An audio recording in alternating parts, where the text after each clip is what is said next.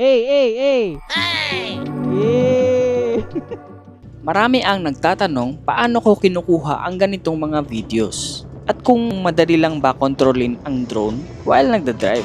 Actually, hindi drone ang gamit ko sa motovlog, kundi Insta360 X2 at kuha niya lahat ng angles. At para ma-achieve ko ang mala drone shots, gumagamit ako ng monopod na nagiging invisible.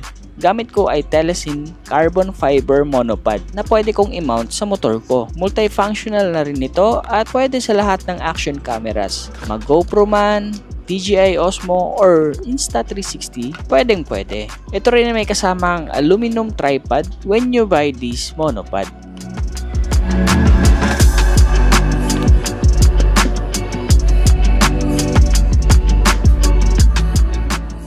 And if you want to mount this to your motorcycle, kailangan mo ng Telesin clamp na pwede mong ma-order separately. Ang nagustuhan ko sa Telesin monopod na to ay sobrang gaan niya dahil gawa siya sa carbon.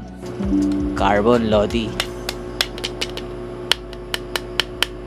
Ang tripod naman niya ay aluminum kaya hindi mangangalay ang kamay mo kapag ito ang gamit mo.